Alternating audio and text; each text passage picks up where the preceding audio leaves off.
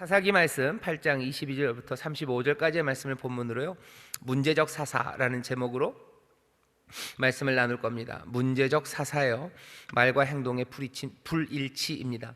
누가 문제적 사사인지 잘 보시죠. 오늘 본문을 보면 기드온 이야기의 마무리입니다. 오늘 본문 끝에 보면요, 기드온이 죽어요. 기드온이 죽죠. 사실은 모두가 다 죽습니다. 기드온이 죽는 그 마지막, 그 유명했던 미디안과의 전쟁이 다 끝나고 나서요, 하나님께서 기드온에게 힘을 주셔서 미디안을 기드온의 손에 붙이셔서 기드온으로 하여금 이스라엘을 미디안의 손에서 구원하게 하셨습니다. 그 놀라운 전쟁의 이후, 그 이후가 어떻게 됐는지가 기록되어 있습니다. 다른 사사들 앞에 있었던 드보라나 바락, 여러분들 아시겠죠? 그 뒤에 별 얘기가 없어요. 에훗이 에글론을 죽이고 난 다음에, 그 다음에 어떻게 살았는지에 대한 이야기 별로 없고요. 온니엘이 어떻게 그 메소포타미아 왕에게서 이스라엘을 구원하고 난 다음에 그 이후의 이야기는 없습니다. 이후의 이야기는 옛날 동화책처럼 끝나요. 한참 파란만장한 모험이 끝나고 나서요, 그리고 나서 누구와 누구는 행복하게 오래오래 잘 살았답니다 라고 보통 이야기가 그렇게 끝나죠. 여태까지 앞에 나왔던 사사들은 그냥 그렇게 끝났습니다. 드보라 이후에 그냥 태평함, 하나님이 평안을 주셨다고 그렇게 끝나요. 근데 기드온은 아닙니다. 기드온은 아니에요. 기드온서부터는 뭔가 그 뒷이야기가 자꾸 나오기 시작하는데요, 그 이유는 하나님이 이스라엘의 범죄함으로 그들을 대적의 손에 넘기시고, 그 다음에 사사를 세우셔서 사사를 통해서 구원하셔요. 그리고 나서 평안을 주셨다가 다시 사람들이 하나님 앞에 범죄하는 그 사이클들이 이렇게 돌아갔는데요, 이젠 그 사이클도 훨씬 더 느리게 돌아가는 것 같습니다. 범죄에서 문제가 생겨요. 사사를 세우셔요. 이 사사들도 아주 깨끗하게 지나가질 않아요. 이 사사들이 하나님의 일을 이루어가는 것도, 기드온도 보시면 알겠지만 뭐가 뻐걱 돌아갑니다. 그리고 그 일들을 다 마치고 난 이후에도 그 태평함이 하나님 안에서 그냥 온전하게, 아주 매끈하게, 이제 몽땅 다 돌아왔으니 다 하나님 안에서 은혜를 어느 정도 누리다가, 그러다가 뭐가 또 좀 문제가 생기고 하나님에서 떠나가는 게 아니고, 사사들이 구원하는 과정도요 굉장히 버겁스럽습니다. 전쟁에 이기고 나서 평화의 시절이라는 것이 이게 정말 평화와 온전한 태평함일까라는 것이 의심이 될 만큼 그렇게 버겁거립니다. 왜 그렇습니까? 악이 점점점 더 관영해 가기 시작하는 거고요, 악이 잡아당기는 힘이 점점점 더 무거워지는 것이기 때문입니다. 가만 놔두면 사람들은 점점 아래로 내려가요. 점점 발전해서 올라가는 것 같지만 아닙니다. 점점 내려가는 모습이 사사기에 보입니다. 오늘 본문이 그런 이야기죠.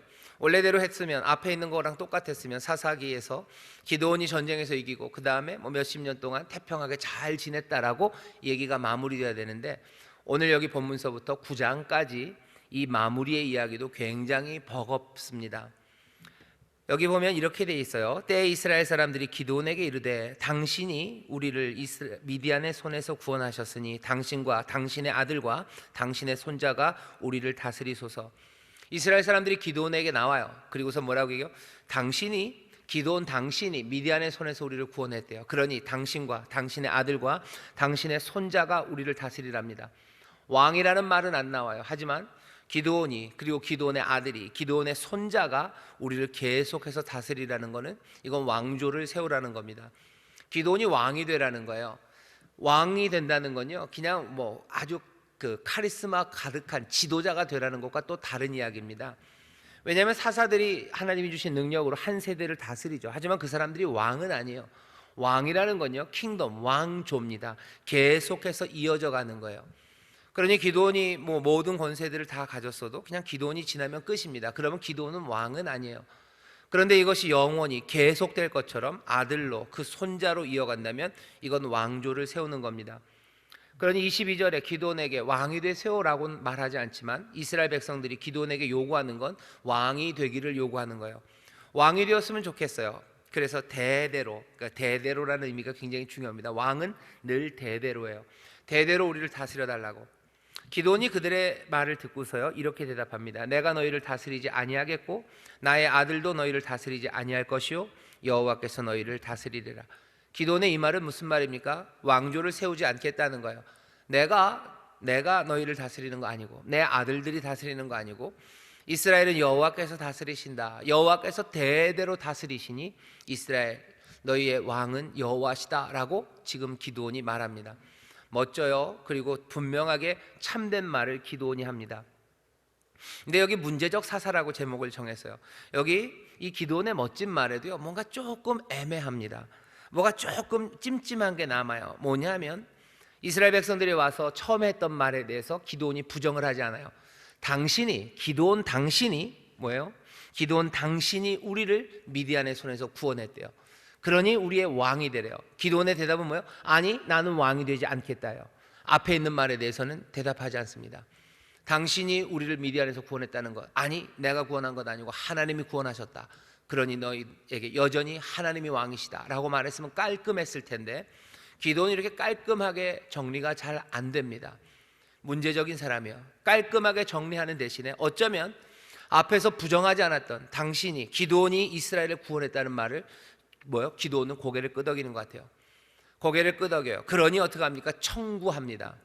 내가 너희들의 왕은 되지 않겠지만 24절이죠. 기드온이 또 그들에게 이르되 너희에게 내가 한 일을 청구하겠다. 내가 하나를 이제 구할 게 있어요. 청구한다는 건 권리를 가지고 하는 겁니다.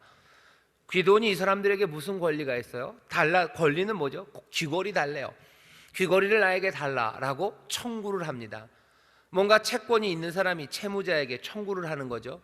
백성들이 기드온에게 뭔가 빚진 게 있습니까? 빚진 거 없어요. 빚진 거 없지만 사실은 이스라엘이 그러죠. 당신이 우리를 이 미디안의 손에서 구했으면 이스라엘 백성들은 기드온에게 빚진 게 있는 거예요. 기드온이 이스라엘을 구원한 거면 기드온에게는 이스라엘 백성에게 뭔가 요구할 게 있는 겁니다. 그러니 기드온은 앞에 처음에 이스라엘 사람들이 말했던 당신이 우리를 미디안 손에서 구원했다는 얘기에 철저하게 동의하는 겁니다. 하지만 이 말은 얼마나 위험한 말인지 여러분들 기억나실 겁니다. 7장에 보면 처음 전쟁을 시작하실 때 하나님이 그 32,000을 300으로 줄이실 때 왜 그러셨는지를 7장 2절에 얘기하셨어요. 이는 이스라엘이 나를 거스려 자긍하기를 내 손이 나를 구원하였다 할까 함이니라. 니들의 능력으로 이스라엘을 구원했다라는 말 나오지 않게 내가 32,000 이것도 많다요. 32,000대 13만 5천이면 해볼만 하죠. 해볼만한 전쟁에서 우리가 열심히 해서 우리가 우리를 구원했다는 말, 그 말 나오게 하고 싶지 않다죠.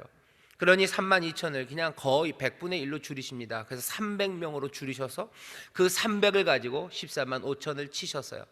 이유는 뭐죠? 너희가 구원한 게 아니라 나 여호와가 구원했다는 것을 확실하게 만들기 위해서 그 모든 모험 같은 이야기를 하나님이 만드셨고 그 놀라운 능력으로 사람들이 잊어버릴 수 없는 대단한 승리를 주셨는데 그 잊어버릴 수 없는 대단한 승리가 누구에게 갔어요? 기드온에게 갔어요.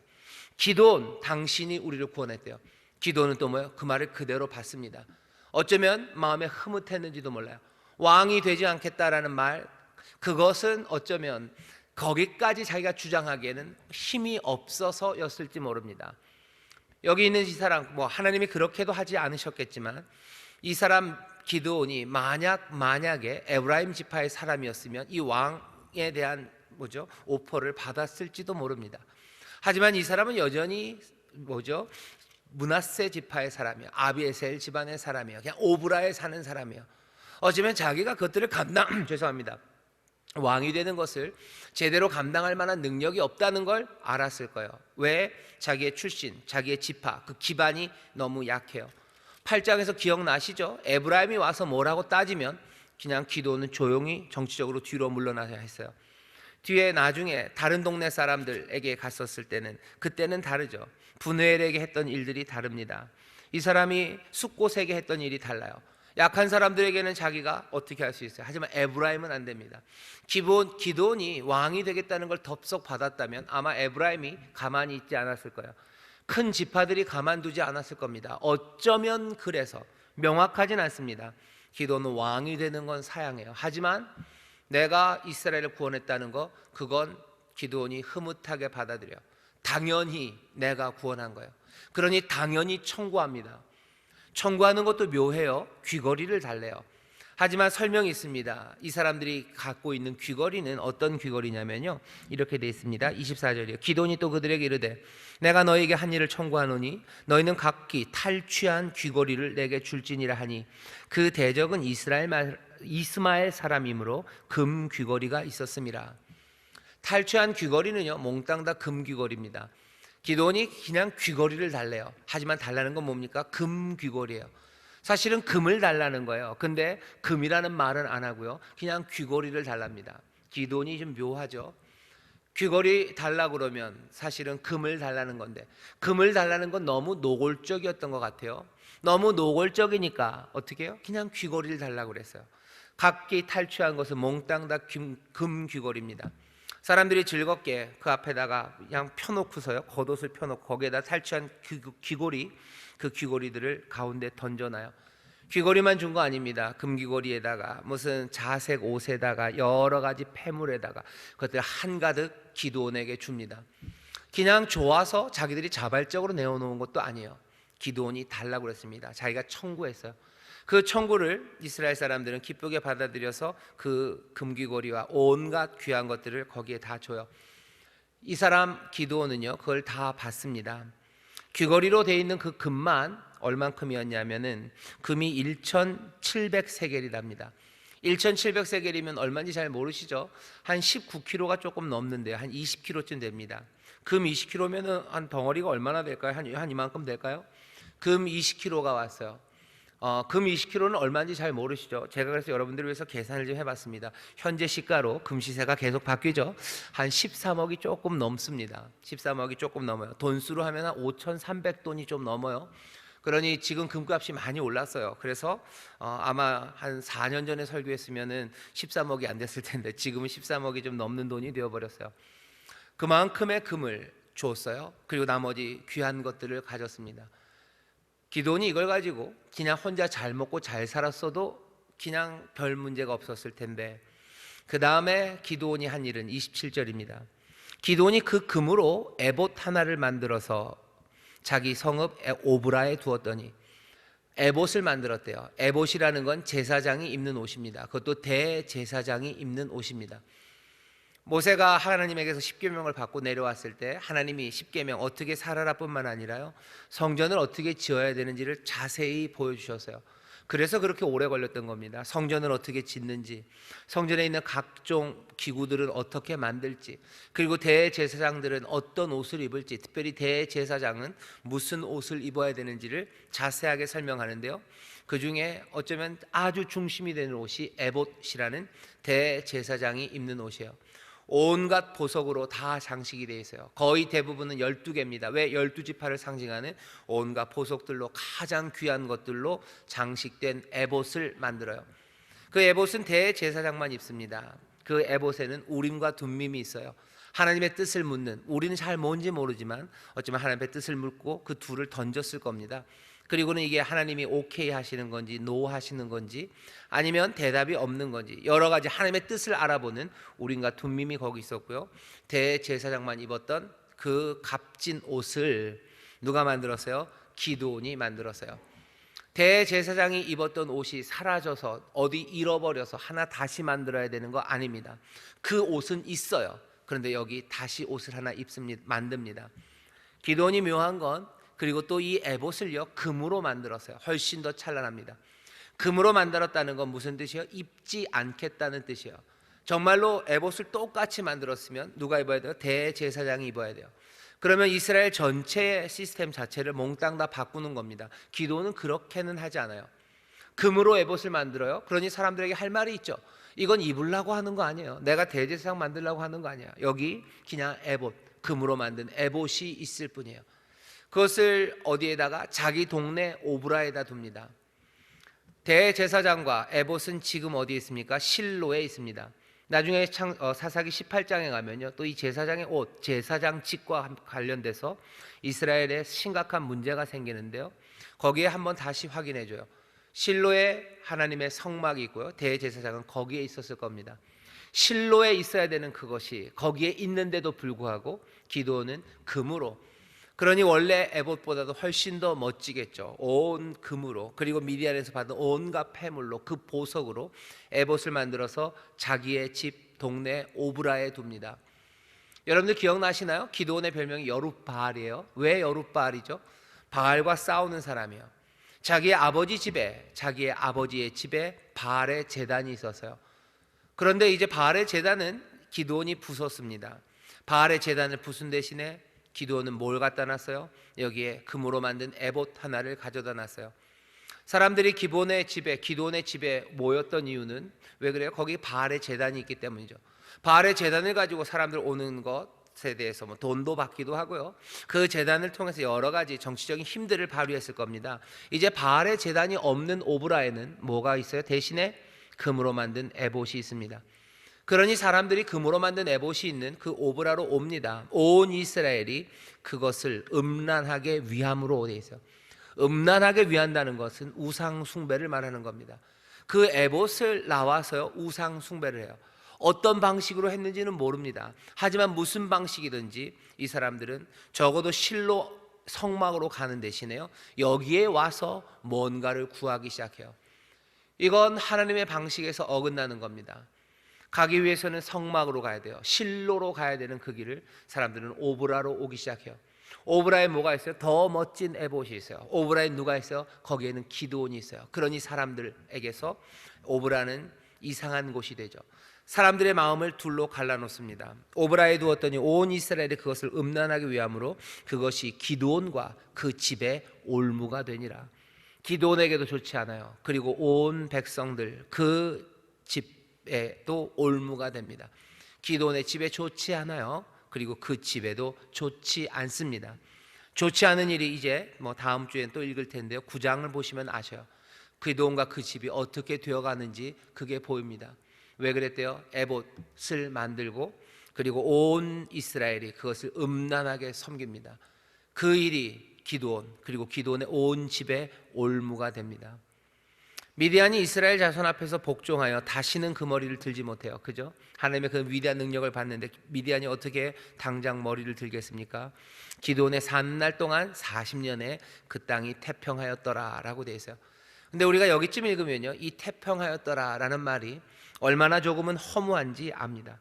정말로 태평했을까? 이게 태평한 일일까? 전쟁에 이겨서 당신이 우리를 구원했으니 왕이 되라는 그 이야기에 내가 왕은 아니다 하지만 그 대가를 청구하는 사람 기드온, 그 앞에 이스라엘은 또 금부치를 내어놓고 그 금부치로 에봇을 만들어서 오브라에 둔 이스라엘이에요. 오브라에 둔 기드온과 기드온의 자손들 그 집, 그 기드온이 다스리는 이스라엘, 그 이스라엘이 40년 동안 태평하였더라라고 하는데 이건 굉장히 씁쓸한 태평함입니다. 이게 정말 태평이었을까죠? 이것이 정말 태평이었을까? 기드온의 사는 날 동안 태평이었을까? 그 뒤에 조금 더 얘기를 해줍니다. 기드온이 죽기 전까지 어떻게 살았는지가 나와요. 요아스의 아들 여룻바알이 돌아가서 자기 집에 거하였는데 기드온이 아내가 많음으로 몸에서 낳은 아들들이 70인이었대요. 아내가 많다는 거, 그래요? 아내가 많으면 무슨 뭐 여자들이 많았다는 거죠. 그런데도 31절은 또 이상합니다. 세겜에 있는 첩도 아들을 낳았대요. 아내는 많고 또 첩도 있어요. 이게 뭔 얘기인지 잘 이해가 안 되시죠? 아내가 많고 또 첩도 있었다. 아내는 아마 저기 어디예요? 이 사람이 살고 있는 오브라에 있는 여자들이에요. 세겜에 있는 여자는 세겜이라는 다른 곳입니다. 다른 곳에 있는 첩이 있어요. 뭐 둘로 생각할 수 있죠. 뭐 아픈 이야기고 별로 좋지 않은 말이지만 예전에 우리나라가 어려웠을 때 뭐 일본 사람들이 뭐 현지처 이런 얘기들 많이 했어요. 사업하면서 여기 와서 일본에도 있고 뭐 여기도 있고, 우리도 안타깝게 그런 거 욕하고 나쁘다고 얘기하면서도 우리나라 사람들도 그런 거 굉장히 많이 합니다. 뭐 코피노라고 여러분들 들어보셨죠?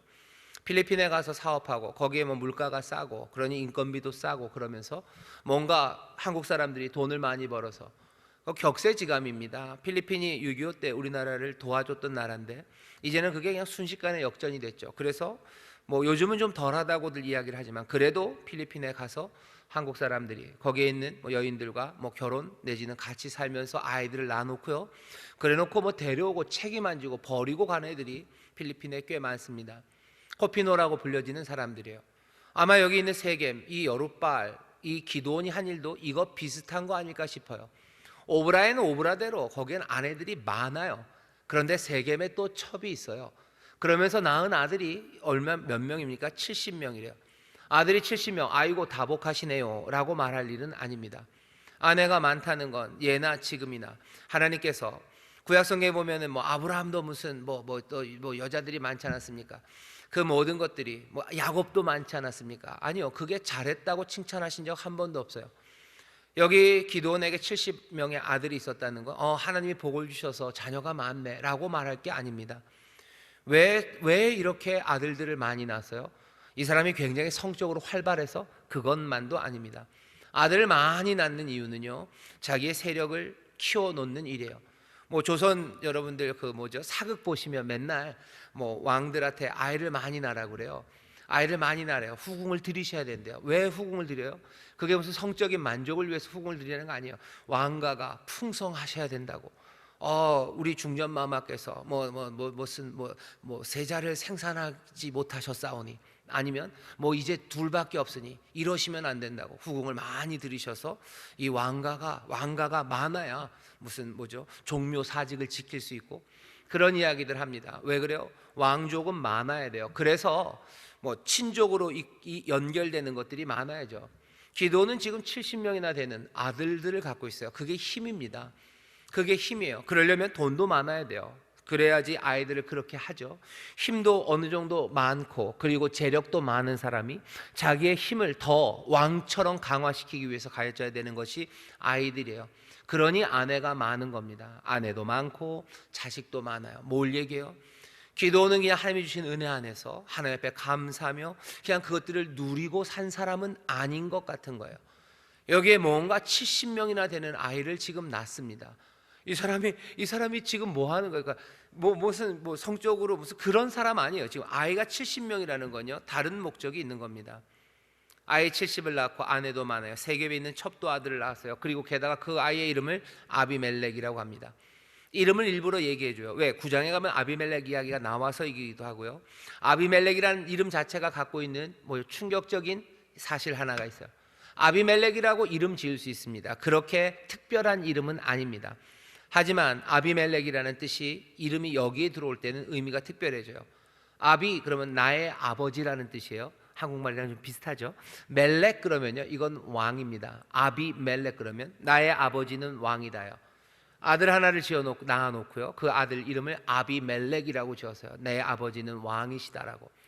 기드온이 지었는지 아니면 세겜에 있는 그 첩이 지었는지는 잘 모르겠습니다. 아마도 기드온이 지었을 확률이 높습니다. 그러면 기드온은 뭐라는 거예요? 자기가 낳은 아들 하나를 놓고 그 아들의 이름을 아비멜렉, 내 아버지는 왕이시다라고 했어요.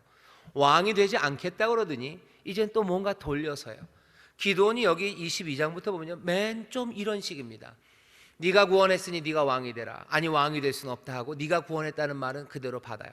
그걸 받으니 청구합니다. 그러면서도 그냥 귀걸이를 달래요. 뺏은 귀걸이, 사실은 금귀걸이입니다. 금귀걸이를 받아서 그것으로 그냥 잘 먹고 잘 살아도 뭐가 좀 문제일 텐데 그 금귀걸이로 금으로 에봇을 만들어요. 금으로 에봇을 만들어서 제사장, 실로에 있는 대제사장에게 이 멋진 옷으로 갈아입었으면 좋겠다고 준 게 아니고 오브라에 가져다 놓습니다. 오브라에 가져다 놓았을 때 사람들이 그것들을 음란히 위하는데 그것들을 없애지 않아요. 그대로 둡니다. 그러니 그것이 계속해서 기드온과 그 집의 올무가 됩니다. 그러면서 뭐 하는 거예요? 그 에봇을 오브라에다 가져다 놓고 40년 동안 기드온이 한 일은 아이들 낳는 거예요. 70명이나 되는 아이를, 많은 아내를. 그래서 왕처럼 뭔가 왕권 비슷하게 만들어 가기 시작합니다. 이게 지금 기드온이 하고 있는 일이에요. 기드온이 이 일을 합니다. 애매하게 살아가는 40년이었습니다. 앞에 있었던 기드온의 그때 40년이 태평했더라 하는 그 말이 우리 가운데 고개를 조금 갸우뚱거리게 합니다. 그리고 나서는 기드온도 죽죠. 나이 많아 죽습니다. 아비에셀 사람의 오브라에 있는 그의 아비 요아스의 집에 그 묘실에 장사를 합니다. 기드온이 죽었어요. 기드온이 죽고 나면 어떻게 될 것 같으세요? 당연히 어려움이 오죠. 기드온이 이미 죽음에 이스라엘 자손이 돌이켜 바알들을 음란하게 위하고 이제는 아예 훨씬 더 노골적이 돼요. 훨씬 더 노골적입니다. 이스라엘은 오브라에 있었던 에봇을 음란하게 위하더니 이제는 기드온이 죽고 나니까요, 아예 바알을 바알을 음란하게 위합니다. 왜죠? 기드온의 이름이 여룻바알이었어요. 여룻바알이 죽고 나서 사람들은 바알을 음란하게 섬기기 시작해요. 여룻바알이 죽었으니 사람들이 바알을 섬기겠구나 라고 생각하면 그것도 조금 오해입니다. 액면은 그래요. 여룻바알이 죽었으니 사람들이 바알을 섬깁니다. 하지만 여룻바알이 있을 때, 기드온이 있을 때도 이 사람들은 그 오브라에 있었던 에봇을 음란하게 섬겼던 사람들이에요. 그때는 조금 조용히, 하지만 기드온, 여룻바알이 죽고 나니 이제는 노골적으로 바알들을 음란하게 위하고 또 바알 브릿을 자기들의 신으로 삼고, 바알입니다. 그리고 브릿이에요. 바알은 우리가 아는 그 바알이고요. 그리고 브릿 그러면 이건 언약이라는 뜻입니다. 뭔가 좀 이름이 이상해요. 언약의 하나님이라고 얘기했을 때 그 언약이라면 바알 브릿은요, 바알과 하나님의 언약을 같이 자기들의 신으로 섬기기 시작한 거예요. 노골적인 반역입니다. 사면 모든 대적의 손에서 자기를 건져내신 여호와 자기들의 하나님을 기억지 아니하며 또 여룻바알이라 하는 기드온의 이스라엘에게도 베푼 모든 은혜를 따라서 그의 집을 후대치도 아니하였더라. 기드온도 잊고 그리고 여호와도 잊고 이 사람들은 바알을 노골적으로 섬기고 바알 브릿이 우리의 왕이라고, 언약의 하나님도 그리고 바알도 우리의 신이라고, 그 신들을 섬기는 말도 안 되는 일들을 이 사람들이 해가기 시작합니다. 오늘 우리가 읽은 말씀은 여기까지요. 문제적인 사사죠. 말과 행동이 불일치하죠. 기드온을 보면 뭔가 좀 이상합니다. 왜 이 사람은 이러는 겁니까? 왜 기드온은 이랬을 거라고 생각하십니까? 왜 이랬을까요? 왜 이랬을까요? 이게 쉽지 않습니다. 왜? 우리가 교만해지기가 얼마나 쉬운지 알아요. 성공하게 되면 자기를 높입니다. 그 반대로 실패하게 되면 또 자기를 미워하기도 해요. 기드온을 보면 문제적인 사사예요. 하나님이 분명히 세워놓으셨지만 이 사람은 말과 행동이 일치하지 않습니다. 이 사람은 생각이 많았던 사람이었던 것 같아요. 전에도 생각나시죠? 그 하나님의 사자에게도 뭔가를 요구하고 양털을 갖다 놓고도 요구하고 뭔가 하나님과 계속 딜이 있어요. 단박에 마음이 그리고 단박에 믿음이 하나님 앞으로 훅 가지 않습니다. 왜 그렇습니까? 이 사람 기드온은요, 뭔가 두려움에 쌓인 사람처럼 보입니다.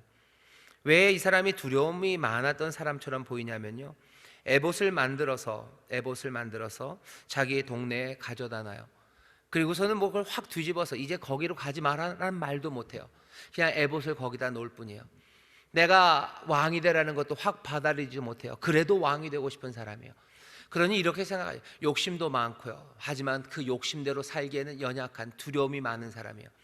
그 두려움이 많았으면 그 두려움을 내어 던지고 하나님께로 온전히 믿음으로 나가야 되는데, 이 연약하고 두려움 많은 기도는요, 그냥 계속 그것들 안에서도 내가 할 수 있는 가장 확실한 것, 내가 갈 수 있는 가장 확실한 것들을 계속해서 확보하며 나가는 사람이 기드온인 것 같아요.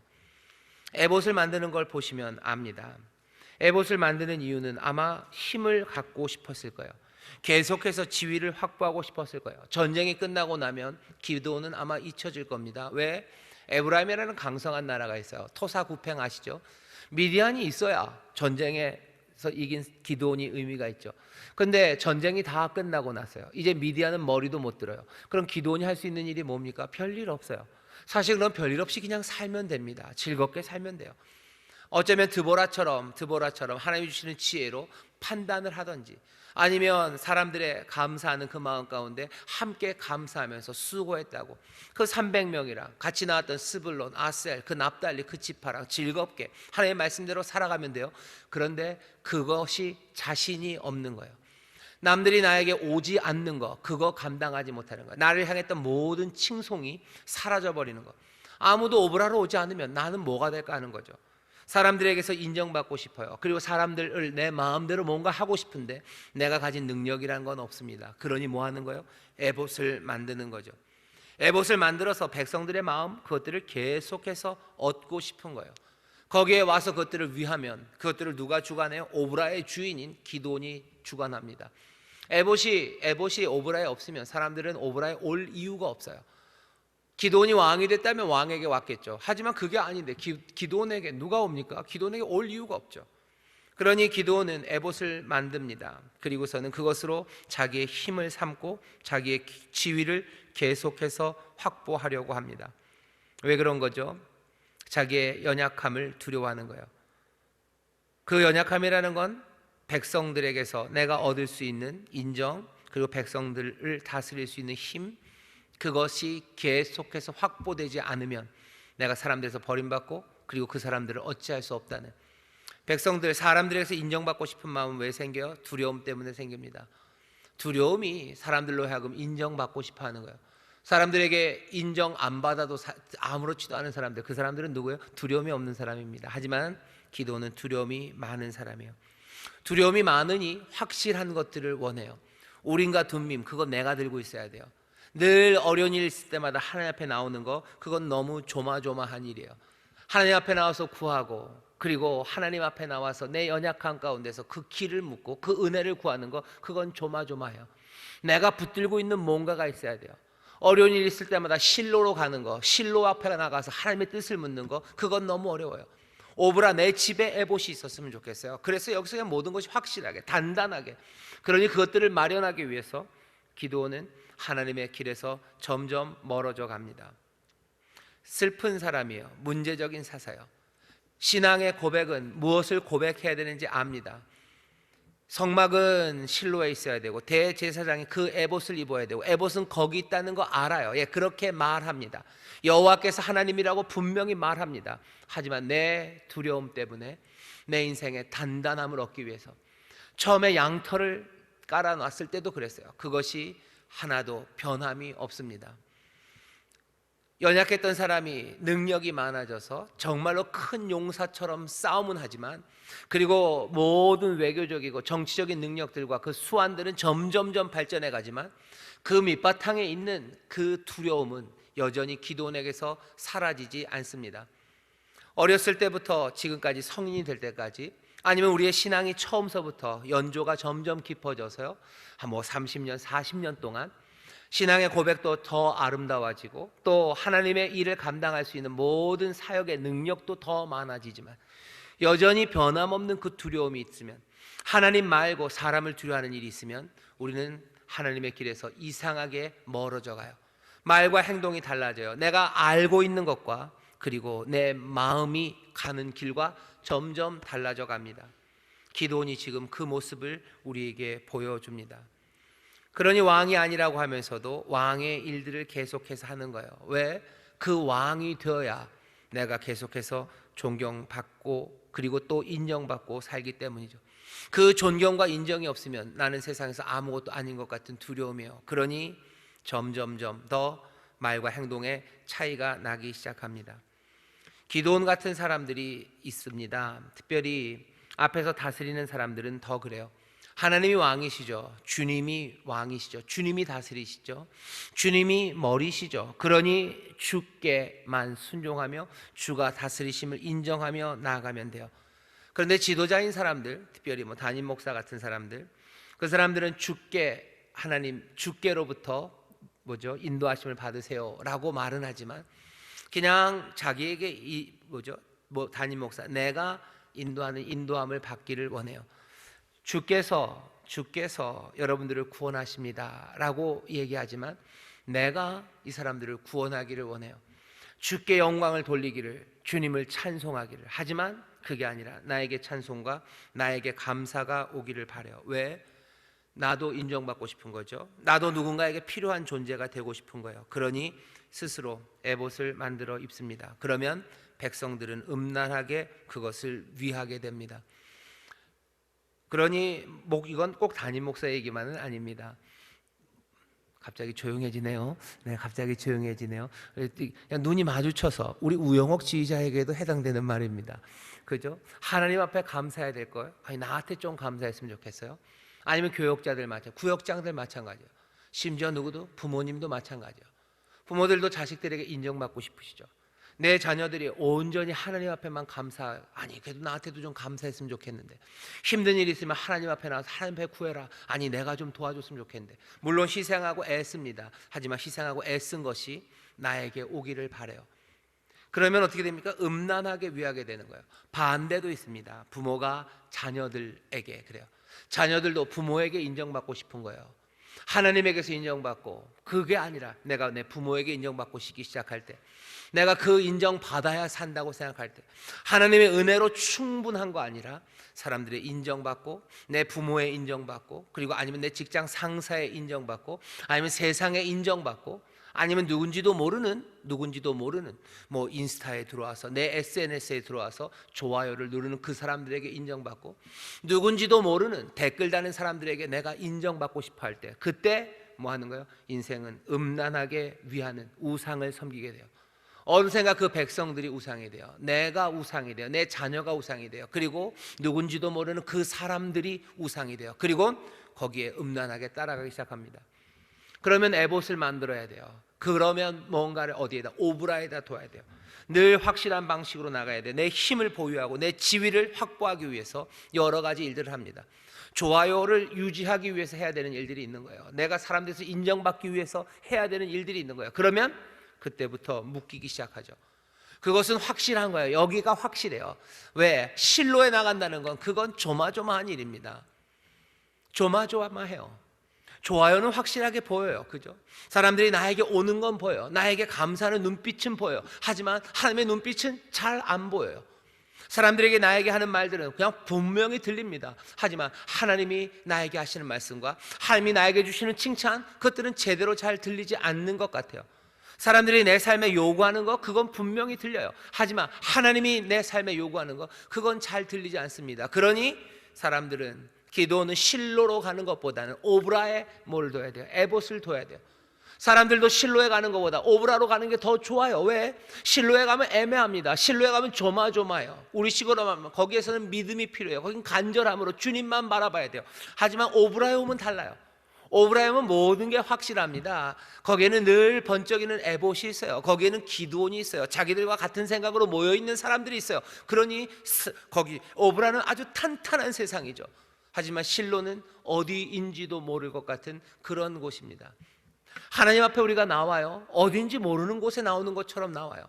들으시는지 아닌지 잘 모르는 곳에 나와요. 은혜는 분명하고 우리와 함께 하시는 주님을 우리가 믿음으로 나올 수밖에 없지만, 오브라는 믿음으로 가는 곳이 아니에요. 그냥 거기는 손에 만져지고 눈으로 보이는 곳, 금으로 만든 에봇이 있는 곳, 그곳입니다. 기도는 그걸 알아요. 그러니 거기 오브라에 에봇을 두고 사람들을 그리로 모으기 시작하는 거예요. 내 두려움이 사라지는 곳이요, 모든 인생이 확실해지는 곳이요, 그 오브라, 에봇, 그것은 기드온과 기드온의 집에 올무가 되고요. 그리고 결국은 기드온이 죽고 나서 이스라엘이 아주 노골적으로 바알과 브릿을 섬기는 사람들이 되게 합니다. 믿음이, 그리고 주님을 따르는 일이, 여러분들 기억하셔야 됩니다. 이건 조마조마한 일이에요. 그리고 이건 두려운 일이에요. 어쩌면 세상 것보다 안개 속을 걷는 것 같은 길입니다. 그럼에도 불구하고 여기에 진리가 있고, 그리고 여기에 주시는 말씀이 우리 가운데 뭐죠? 믿음의 눈으로 보게 하시고, 또 그 선물과 은혜를 우리로 깨닫게 하시는 것. 세상의 확실한 것을 따라가다 맞닥뜨리는 그 낭떠러지와 그 마지막 막다른 길, 그 벽에 부딪히게 하지만, 우리가 이 길을 걸어갈 때는요, 점점점 더 길이 열리고 점점 더 분명해지는 그곳으로 우리를 인도하시는 겁니다. 기드온처럼 여러분들 두려워하지 마십시오.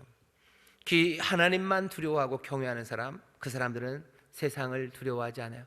세상을 두려워하고 사람들을 두려워해서 사람들은 확실한 것들을 붙잡고 싶어요. 하지만 하나님만을 경외하고 두려워하는 사람들은 하나님의 어쩌면 그 조마조마하게 우리를 인도하시는, 믿음으로만 따라가게 하시는 그 삶을 기뻐하며 주를 따릅니다. 기드온은 그래서 문제가 많은 사사예요. 하지만 기드온만은 아니죠. 이스라엘 백성들도 문제가 많습니다. 이 백성도 하나님께서 이 땅을 구원하고 복이 되게 부르셨다는 의미에서 이 사람들도 사사처럼 부른 사람들이지만, 여러분들 아시죠? 이스라엘이 얼마나 문제가 많습니까? 와서 한다는 말이 당신이 우리를 미디안 손에서 구원하셨다고 기드온에게 말하는 사람들이 이 사람들이에요. 기드온이 귀걸이 달라고 했더니 그냥 그 금귀걸이를 몽땅 다 내어줬던 사람, 그 청구에, 그 요구에 누구 하나 기드온, 하나님이 구원하셨는데 자기가 당신이 청구할 건 아닙니다. 우리가 감사하고 그 수고와 노고에 당신의 믿음의 행동을 칭찬하고 우리가 존경하고 우리가 뭔가 섬길 수는 있지만 당신이 청구할 건 아니라고 누구 하나 말하지 않아요. 그 청구에 이 사람들은 다 내어놓습니다. 왜 그런 거예요? 자기들을 위한 겁니다. 이 사람들은 왕을 원해요. 왕이 돼달라는 거죠. 네가 우리를 구원했으니 왕이 돼달라. 왜? 왕이 되는 게 이 사람들에게는 기도원과 똑같은 생각이에요. 인생이 훨씬 더 확실합니다. 왕이 있으면요, 대대로 우리의 지도자가 있어요. 끊이지 않을 거예요. 우리에게 지도자가 있어요. 전에는 어떤 식이었어요? 지도자가 없었어요. 그러다가 여호와가 지도자시라고 말들은 하지만 믿지만 어려움이 되면 갈 데가 없어요. 어디까지 가야 돼요? 여호와 앞에까지 가야 돼요. 하지만 왕이 있을 땐 달라요. 누군가 우리를 다스리고 지켜줘야 될 책임이 있는 사람이 있는 겁니다. 그러니 어려움이 당할 때 왕에게 그냥 가면 돼요. 왕이 있어요. 거기 있어요. 거기 사람들이 왕을 요구한 것은요, 다른 이유가 아닙니다. 자기들의 필요예요. 자기들 더 편하게 살겠다는 거예요. 자기들의 삶을 인도해 줄 사람, 그 사람이 우리에게 분명히 있어서 기다릴 필요 없고 조마조마한 마음으로 하나님 앞에 나갈 필요 없고 하나님의 은혜를 구할 필요 없고 그냥 여기 우리를 도우시리가 있는 거, 그게 더 마음 편하다는 거죠. 그게 더 마음 편하고 그게 더 확실해요. 그러니까 왕이 돼달라고. 그것을 위해서 내놓으라면 얼마든지 내놓겠다고. 하나님 말고 다른 거, 눈에 보이는 무언가가 우리의 삶을 인도해 줄 것을 세웁니다. 그러면 왕이 되는 거예요. 그건 우상이에요. 그리고 그 우상을 향해서 얼마든지 금귀고리 내어놓습니다. 내 인생의 확신을 가져다 주는 것에 사람들이 자기의 시간과 그리고 물질과 그리고 모든 것 다 내어놓는 거예요. 지금 아파트 얘기들 많아요. 아파트가 내 삶의 안전이에요. 그것이 내 삶의 만족이에요. 그것이 내 삶을 든든하게 지켜줘요. 그러니 마음과 정성과 힘을 다해서 그거 알아보려고 발품 파는 거, 그거 어려워하지 않아요. 거기에 내가 가진 모든 청춘을 다 갖다 놓는 거, 그거 억울해하지 않아요. 거기에 내가 가진 것도 이것저것 끌어모으고 심지어는 영혼까지 끌어모아서, 굉장히 무서운 말입니다. 영혼까지 끌어모아서 그 앞에 갖다 놓는 거, 그거 두려워하지 않아요. 그거 어려워하지 않습니다. 왜? 인생의 여러 가지 어려움과 환난 가운데 내 삶을 든든하게 지켜주고 보호하고 내 삶의 의미를 가져다 주는 게 그거기 때문에 그래요. 아파트 43평이 내 삶의 의미예요. 그것이 내 삶을 대변해줘요. 내 삶을 단단하게 만들고 사람들에서 인정받게 만드는 게 그거예요. 그러니 거기다 가져가는 거죠. 이스라엘은 그때 그것이 무엇이었냐면 왕이었어요. 우리에게 왕이 있다면 우리의 삶은 든든해요. 왕이 있으면 우리의 구원, 그것들은 우리에게 이루어질 거예요. 그러니 그것에 나가서 헌신합니다. 그것이 비슷한 모습으로 에봇이 오브라에 섰을 때 이스라엘은 그리로 가서 음란하게 그것을 위합니다. 실로로 가지 않고 여기 오브라로 가는 사람들은 누굽니까? 이스라엘 백성들이에요. 그 사람들이 결국은 바알브릿을 신으로, 그 사람들이 바알을 나중에는 노골적으로 섬기기 시작하는 겁니다. 이스라엘은 문제적 사사입니까? 예, 이스라엘도 문제적 사사입니다. 이 사람들도 말과 행동은 불일치하고 있어요. 왜 그렇죠? 하나님을 신뢰하는 것에 대한 그 흔들림, 사람에게서 인정받지 않고 사람 말고 하나님에게서 은혜를 구하는 그 믿음의 길을요, 이 사람들도 힘들어하는 겁니다. 인정받고 싶어하는 것, 내가 뭔가를 의지하고 의지받을 수 있는 그것 원하는 거죠. 기드온이 문제가 많아요. 이스라엘 백성이 문제가 많아요. 여기 문제 없는 사사 한 분을 말씀드립니다. 우리 사랑하는 주님 예수 그리스도를 잘 보셔요. 이분은 정말로 참된 사사셔요. 이분은 제대로 된 왕입니다. 지난주에도 설교했지만 이분은 좌편 우편에 무슨 체계를 가져다 놓고 그것으로 다스리는 게 아니에요. 눈에 보이는 나라가 아니에요. 그 나라 말고 다른 나라를 다스리는 왕이셔요. 사사시대에도 여호와께서 다스리셔요. 어떤 의미에서 분명히 여호와께서 왕이십니다. 하지만 거기 눈에 보이는 뭔가 우편 좌편은 없어요. 왕이신 분 참 예수 그리스도는 지난주 10장 45절이죠. 마태복음. 섬김을 받으러 오지 않으시고 섬기고 자기 목숨을 많은 사람을 위한 대속물로 주러 오셨어요.